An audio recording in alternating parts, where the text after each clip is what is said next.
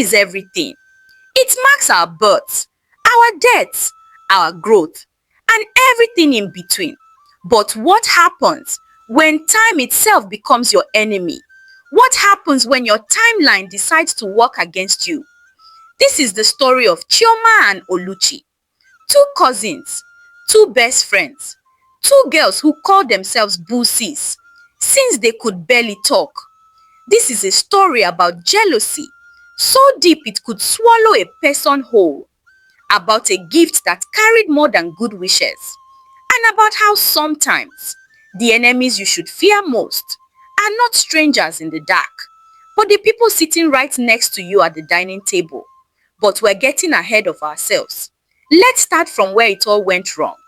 It was Kioma's 30th birthday, and her husband Emeka, a man so handsome that women would literally forget their own names when he walked past, the kind of fine that should come with a warning label, and so rich that his bank account had more commas than a grammar textbook, decided to throw her the kind of party that would make even Lagos big girls grin with envy. The venue was pristine. Think of those places you see in magazines where you wonder if real people actually live there or if they're just for show. The party was held at their mansion in Ikoyi, in the courtyard that looked like it had been designed by angels, with very expensive taste. A live band was playing, the kind that makes you want to dance, even if you have two left feet, and the rhythm of a broken ceiling fan. They slaughtered a full cow for suya, not chicken, not goat. A full cow. The aroma alone could make a vegetarian reconsider their entire life philosophy. Friends came, business partners came, top managers from Emeka's company came, church members came, even people who barely knew Kioma but heard there would be free food came. You know the type, the ones who can smell jollof rice from 3 streets away. It was that kind of party. And of course, Oluchi came, her cousin, her bosses, the girl who had known her since before they both lost their first teeth. The party was everything. Music was blasting loud enough to wake their ancestors. People were eating like they had been fasting for 40 days and 40 nights, and the drinks were flowing like someone had opened a brewery in the backyard. As the evening went on, guests started presenting their gifts: designer bags, gold jewelry, expensive perfumes, an iPhone that hadn't even been released in Nigeria yet.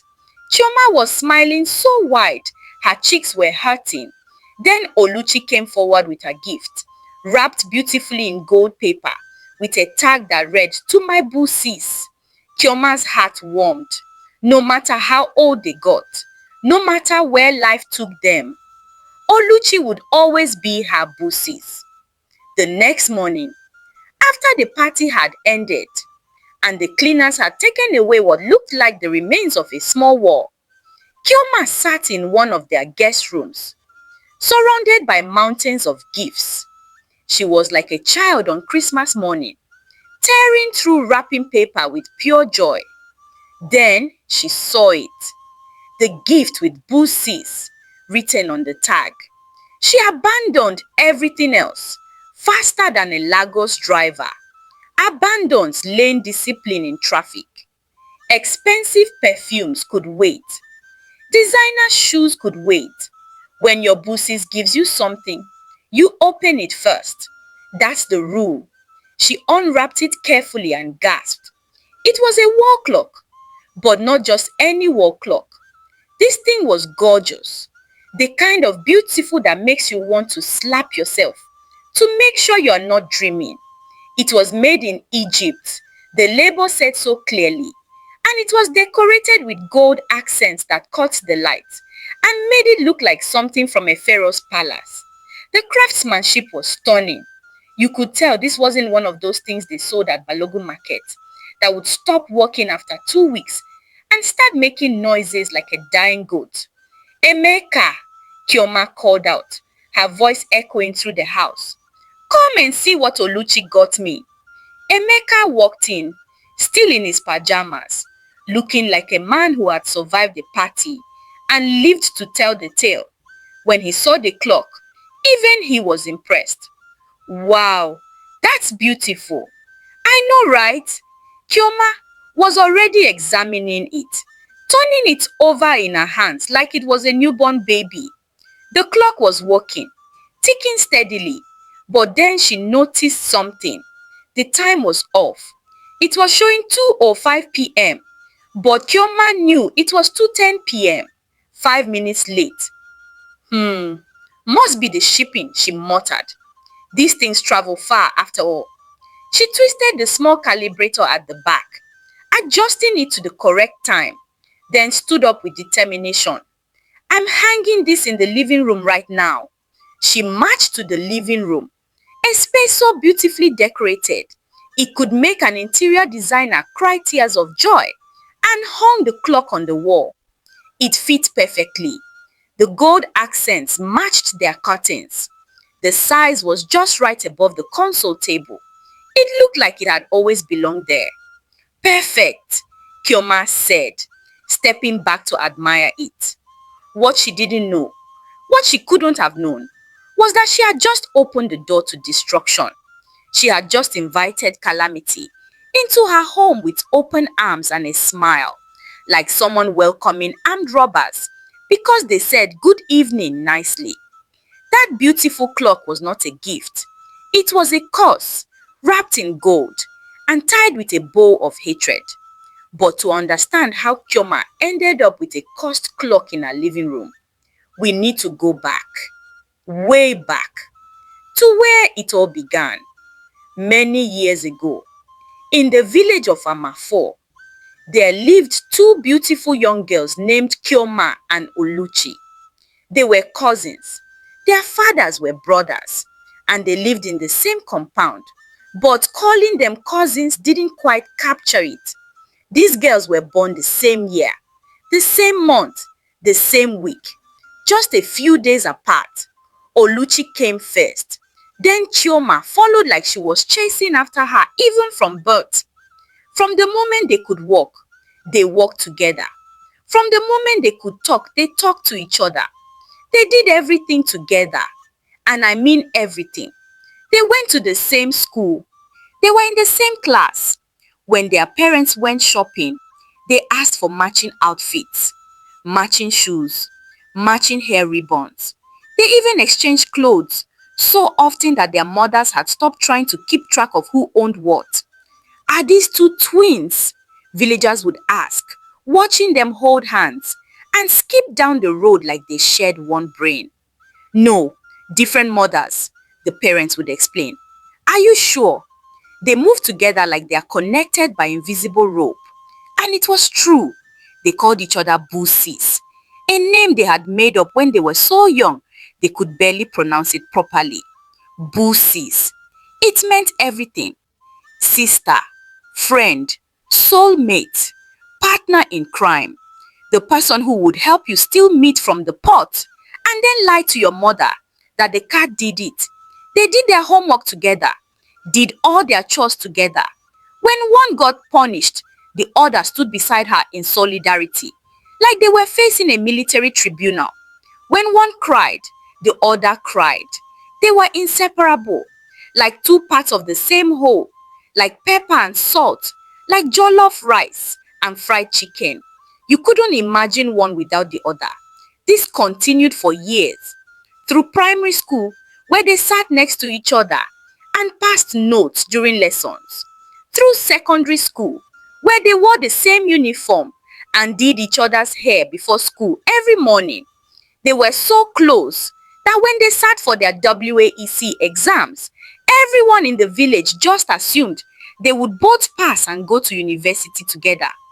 But life, as it often does, had other plans. Life was about to scatter them like a kara in hot oil. Results day came. Oluchi passed everything, every single subject. Mathematics, English, chemistry, physics. All the papers were clear. Green light all the way. Admission into the university was practically guaranteed. Chioma, on the other hand, failed mathematics and English. She was devastated. While Oluchi was celebrating, Chioma was in her room crying into her pillow like someone had cancelled Christmas. This wasn't how it was supposed to go. They were supposed to do everything together. How could she be left behind? The day Oluchi packed her bags to leave for the city to attend university was one of the saddest days of Chioma's life. They stood outside the compound, holding hands, both of them crying like the world was ending. "I'll call you every day," Oluchi promised, tears streaming down her face. "You better," Chioma said, trying to smile through her tears. "And come back with plenty of gist from the city." "I will. I promise. We're still bussies, right?" "Always." They hugged for what felt like forever. And then Oluchi got into the car that would take her away. Chioma watched until the car disappeared down the road. And then she went back inside and cried some more. She cried so much that even the lizards on the wall were looking at her with concern. Chioma stayed in the village and registered to retake her WAEC. She studied hard, really hard. Her mother hired an extra lesson teacher.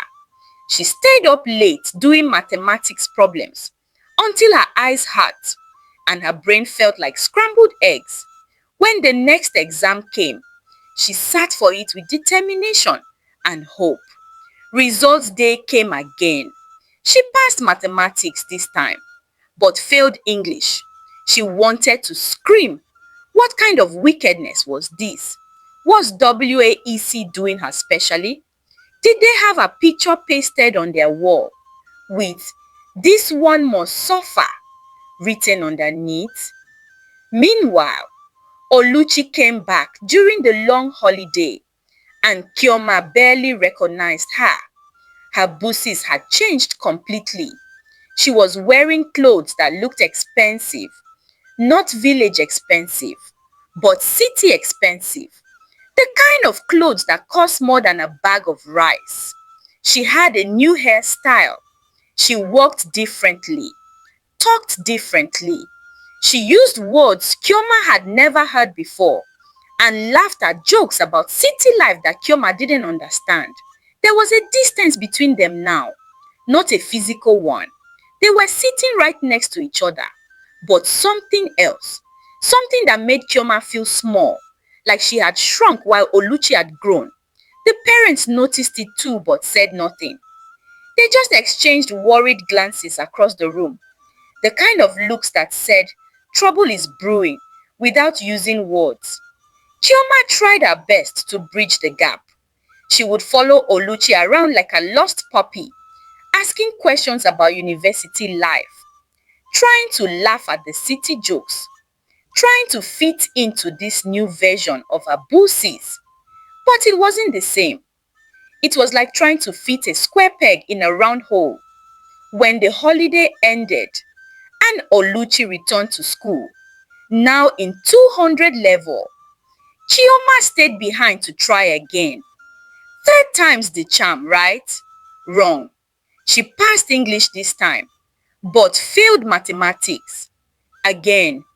At this point, Chioma was starting to think the universe had a personal vendetta against her. Was it too much to ask to just pass both subjects at the same time? Was WAC playing 10-10 with her future?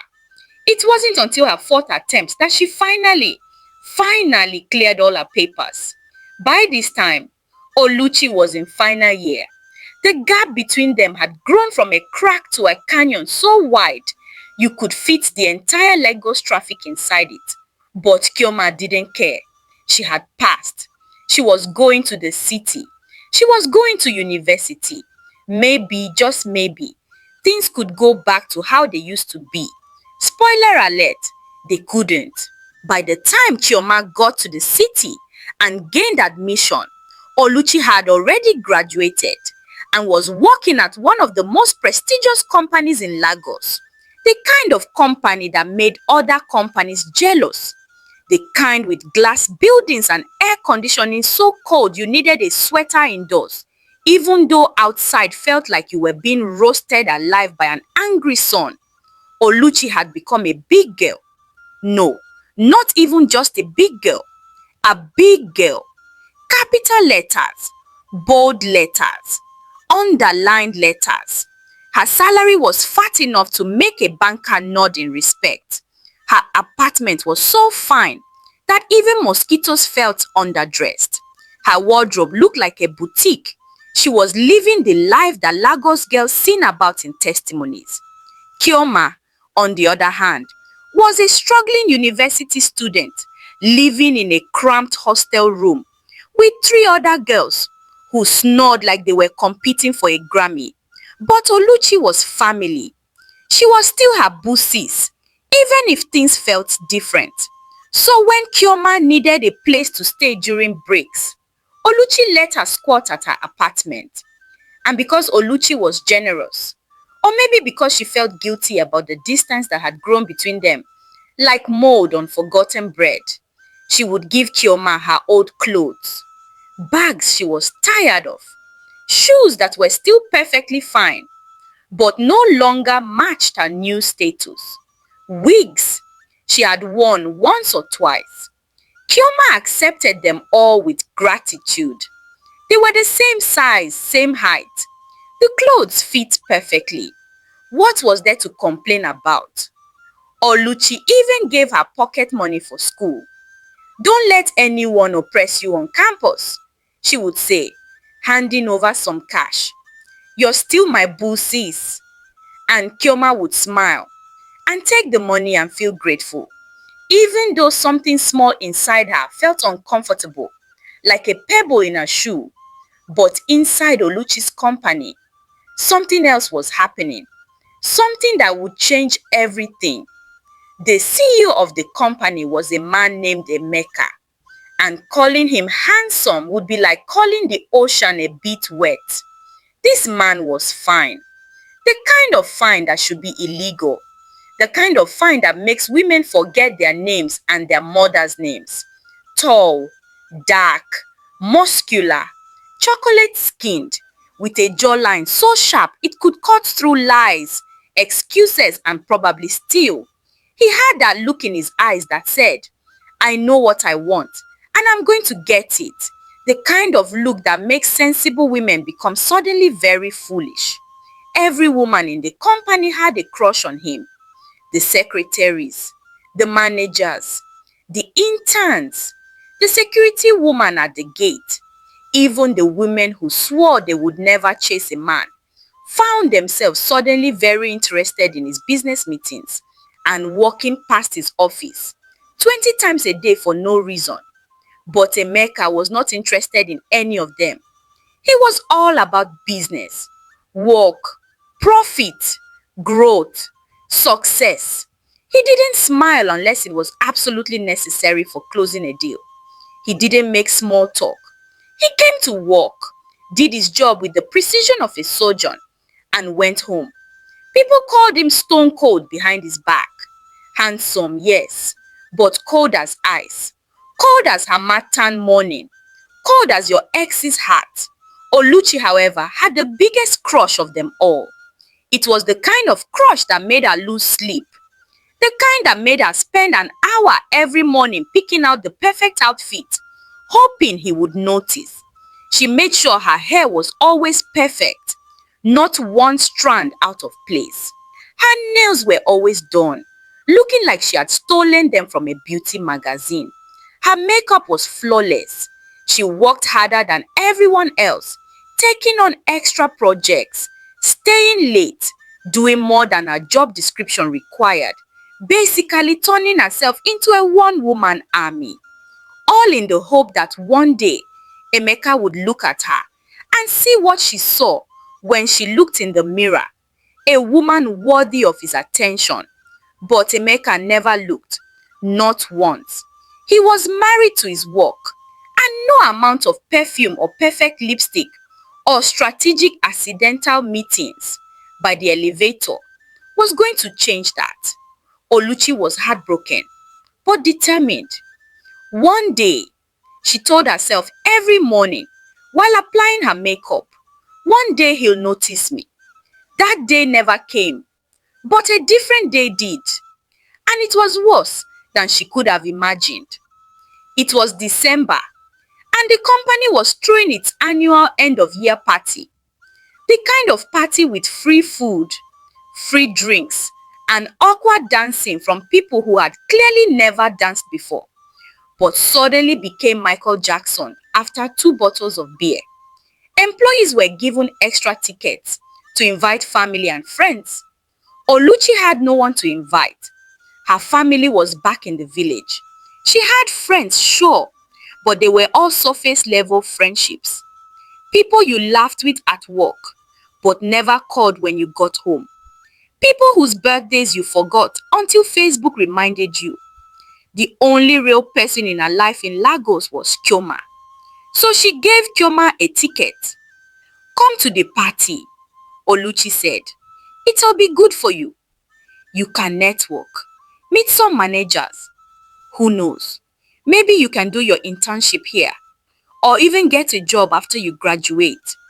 Chioma's eyes lit up like Christmas lights. A job at Oluchi's company? That would be amazing.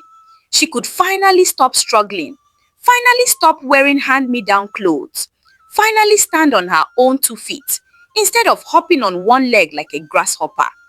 "Thank you, boo sis," Chioma said, hugging her tightly. On the day of the party, Chioma didn't have anything to wear, so Oluchi gave her one of her dresses, a beautiful dress that she had worn once to a wedding. She gave her shoes, a wig, a bag. She even did Chioma's makeup herself, applying it with the concentration of a brain surgeon. By the time she was done, Chioma looked stunning, like she had walked out of a magazine, like she was ready to collect an award. "Wow," Chioma said, staring at herself in the mirror. "I look different." "You look beautiful," Oluchi corrected. "Now let's go." They walked into the party together, Oluchi leading the way like a shepherd leading a sheep to... Well, let's not finish that analogy. But the moment they stepped through the door, something unexpected happened. Everyone turned to look at Chioma, not Oluchi. Chioma. The managers who barely noticed Oluchi suddenly wanted to know who this new girl was. The secretaries who gossiped with Oluchi every day were now crowding around Chioma like she was giving out free money.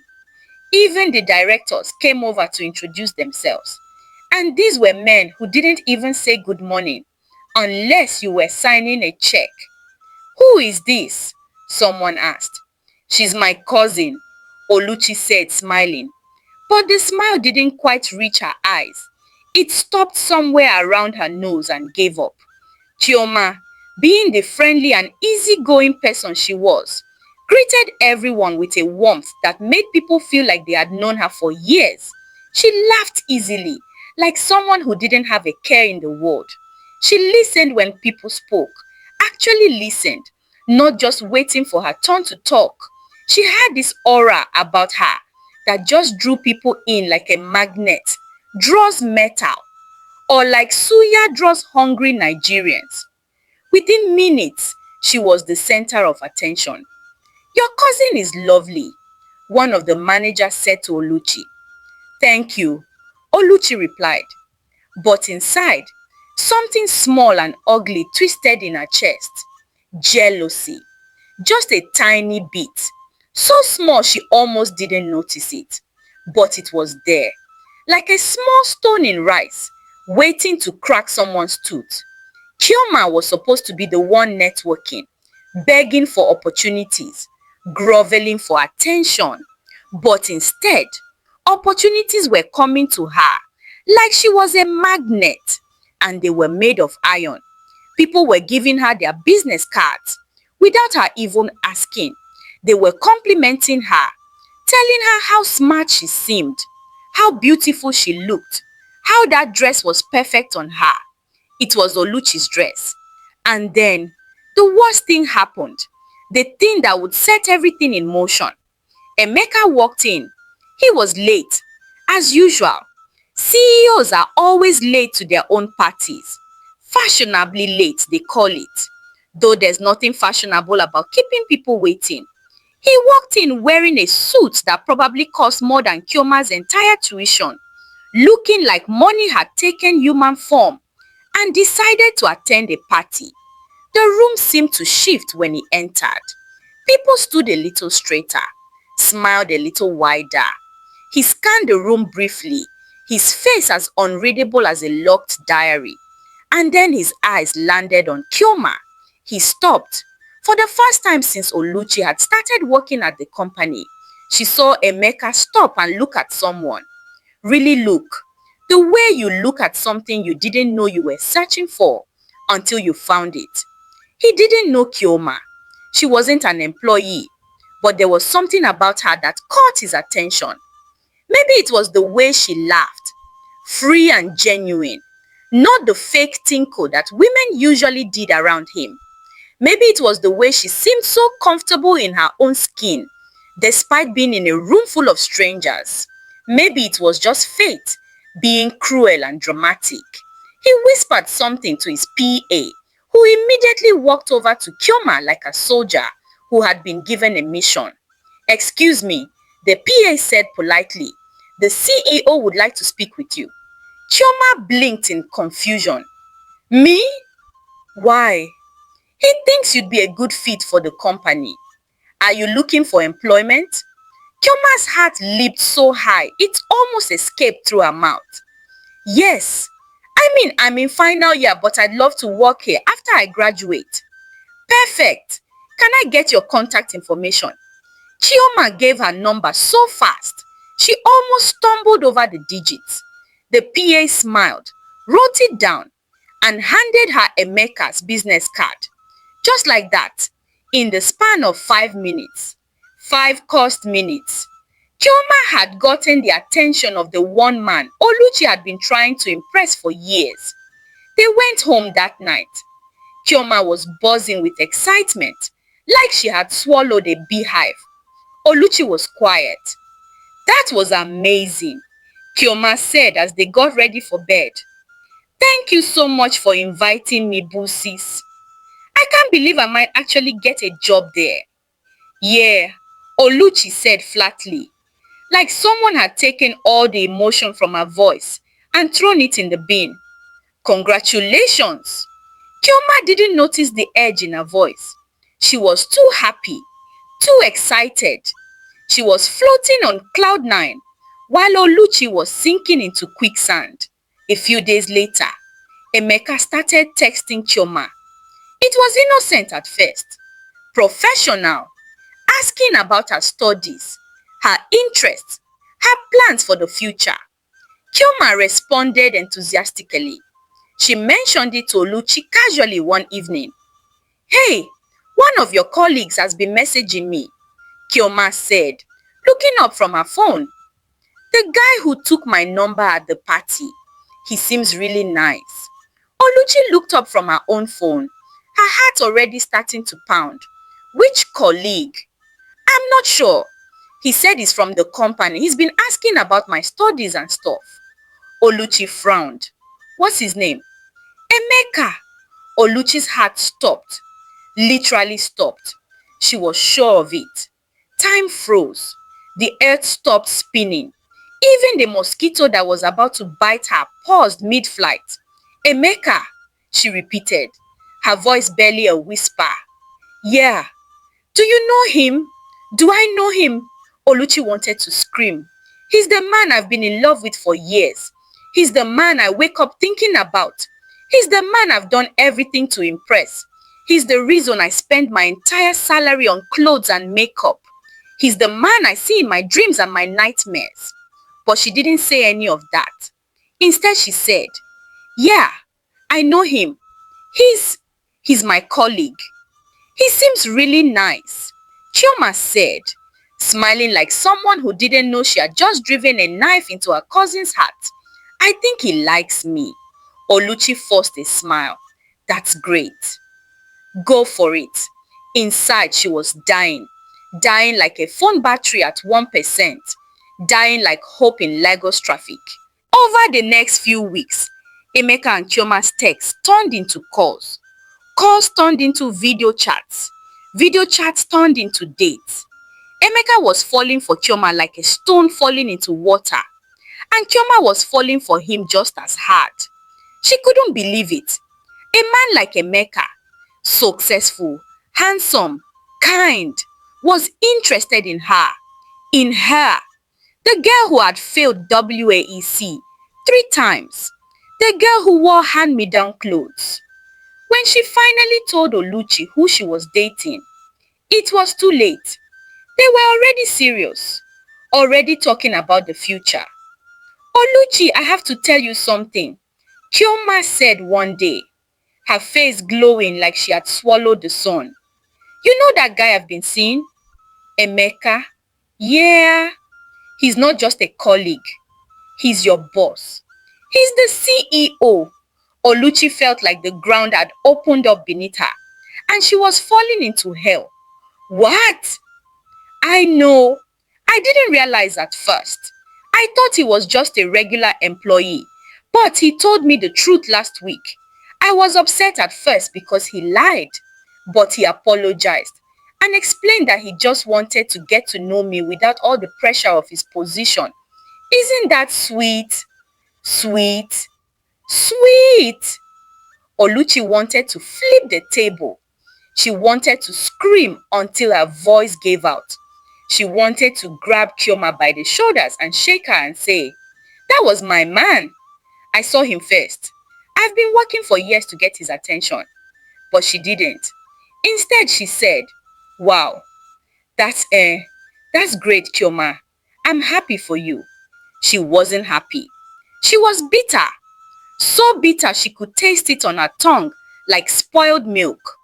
She tried to sabotage it, of course. She dropped subtle hints about Emeka's personality. He's so serious all the time. So demanding. Don't you find him cold? Like ice that refuses to melt? But Chioma was head over heels, drowning in love. He's not cold to me. He's sweet. He's thoughtful. He's perfect. Perfect. The word made Oluchi want to vomit. And then, just a few months after Chioma graduated, Emeka proposed. Right there on the beach at sunset, with a ring that probably cost more than Oluchi's annual salary. Looking like a scene from a Nollywood movie. Chioma said yes. Oluchi heard the news and locked herself in her bathroom and cried until her eyes were swollen, like she had been stung by a hive of bees. This wasn't fair. It wasn't fair. She had worked so hard. She had done everything right. And Chioma, who had failed WAEC 3 times, who wore her hand-me-down clothes, who she had helped and supported like a guardian angel, had taken the one thing she wanted most. But life doesn't care about fair. Life just happens, like rain that falls on both the righteous and the wicked, without discrimination. The wedding was lavish. Emeka spared no expense, spending money like it was going out of fashion. And because Chioma loved her boossies despite everything, she asked Oluchi to be her chief bridesmaid. Oluchi wanted to say no. She wanted to refuse. She wanted to scream and run away and never see Chioma again.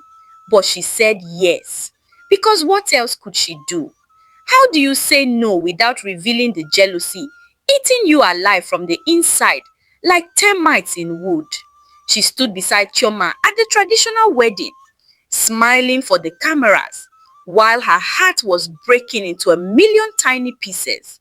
She stood beside her at the white wedding, watching Emeka slip a ring onto Chioma's finger, while she imagined it was her own hand. She watched them kiss. She watched them dance. She watched them live her dream. Everyone said they looked beautiful together. The perfect couple. Chioma in her white dress, glowing like an angel. Emeka in his tailored suit, looking at her like she was the only person in the world. Oluchi smiled through it all. She danced. She laughed. She hugged Chioma and whispered, "I'm so happy for you." She wasn't happy. She was dying inside, slowly, painfully, like a plant without water. After the wedding, things got worse. Men started approaching Oluchi. Good men, doctors, lawyers, engineers, business owners, men who wanted to marry her, men who would have treated her well, men who would have given her the life she wanted. But she turned them all down. At first, it was because of Emeka. She kept hoping that maybe, just maybe, the marriage would fall apart. Maybe Chioma would mess up. Maybe Emeka would realize he had made a mistake and come running to her like in a movie. But the marriage didn't fall apart. It thrived like a well-watered garden. Chioma got pregnant. They had their first child, then their second, then their third. Oluchi attended every baby dedication, every naming ceremony, every birthday party. She bought gifts. She smiled. She cooed at the babies. She played the role of the supportive cousin, but inside, she was rotting, decomposing, turning into something ugly. Men kept coming, and she kept turning them down. Now it wasn't even about Emeka anymore. It was about standards. Her standards were so high, they could touch Mount Everest, shake hands with the peak, and keep climbing. No man was good enough. One was too short. One didn't make enough money. One laughed too loud. One didn't laugh enough. One had bad shoes. One had good shoes but walked funny. There was always something wrong. Always. Her mother begged her, "Oluchi, when will you settle down? Your age mate is married with children. What are you waiting for? For Jesus to come back? If Chioma hadn't stolen my man, I would be married too." Oluchi would snap back, her voice sharp enough to cut glass. "Stolen? Chioma didn't steal anyone. Emeka chose her. He never proposed to you. He didn't even look at you twice. You were the one chasing a married man in your heart. Let him go and find your own husband before your mates start calling you auntie." But Oluchi couldn't let go. The bitterness had become a part of her. It had grown roots deep in her heart. It had become who she was, like a second skin she couldn't peel off. Years passed. Chioma's children grew, running around and calling Oluchi auntie in their sweet voices.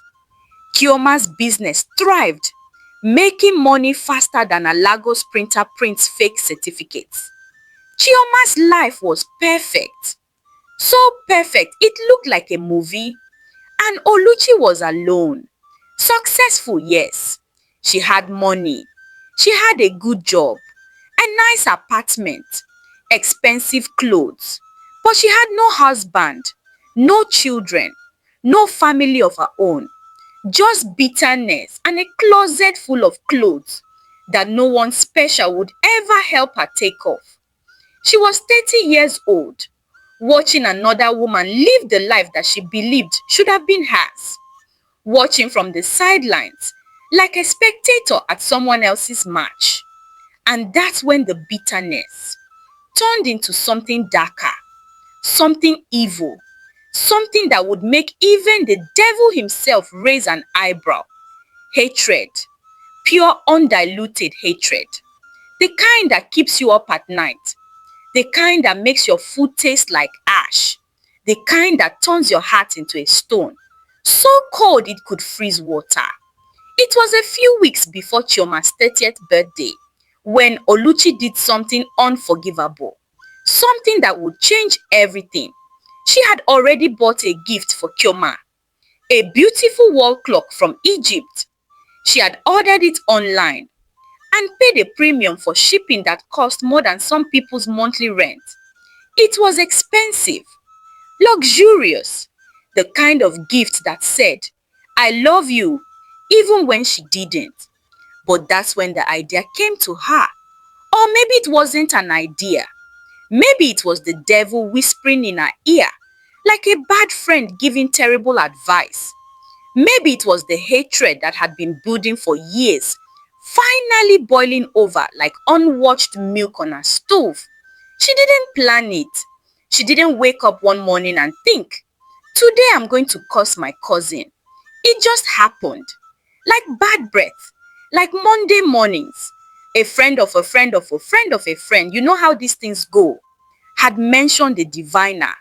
A powerful one. Someone who could do things, fix problems, handle enemies, make impossible things possible. Oluchi didn't even think twice. She took the address and went, driven by something dark and desperate. The diviner lived far outside Lagos, in a place that looked like it had been forgotten by time and Google Maps. The house was old. The air smelled like incense and something else, something that made Oluchi's stomach turn like bad beans. But she went inside anyway, because desperation makes people do stupid things.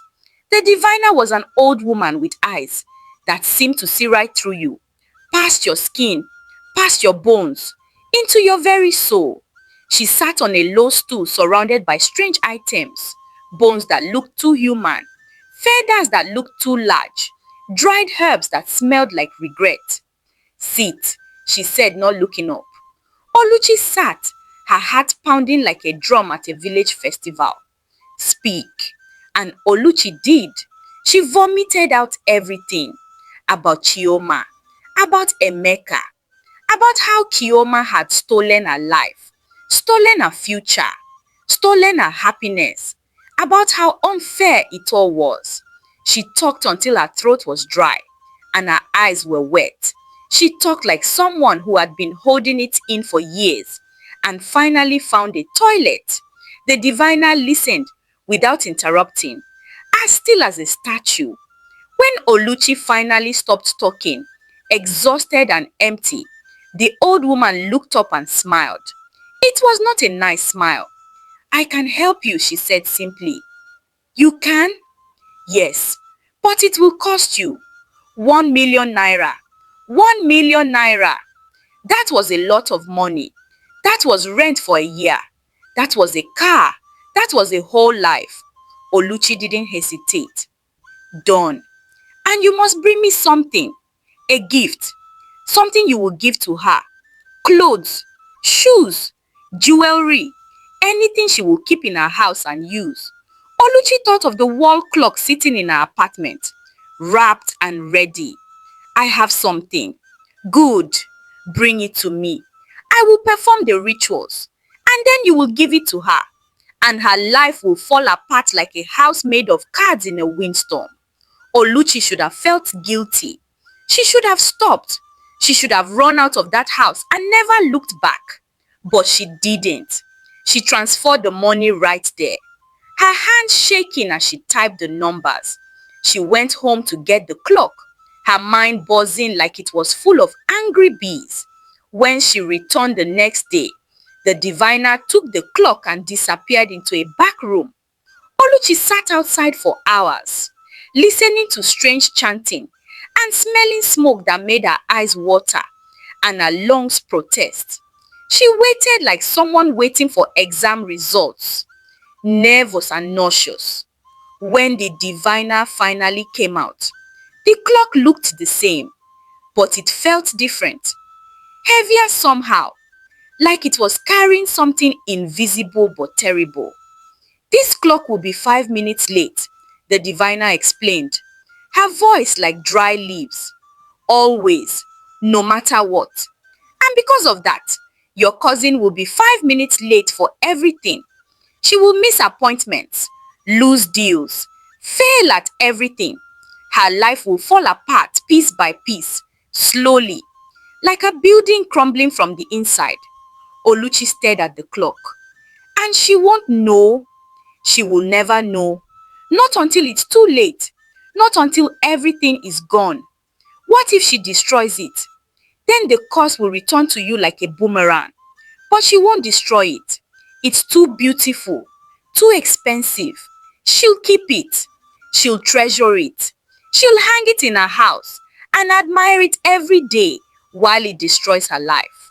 Oluchi took the clock, wrapped it carefully like it was a baby, and went home. She told herself she was doing the right thing. Kilma deserved this. Kilma had taken everything from her. This was justice. This was fairness. This was revenge. But deep down, in a part of her heart, she refused to acknowledge. She knew the truth. This wasn't justice. This was evil. Pure, undiluted evil. The kind that stains your soul. Thank you for watching. What do you think of this story so far? Let me know of your thoughts in the comments. Don't forget to give this video a thumbs up and subscribe to our channel until I bring the next part your way. Bye for now.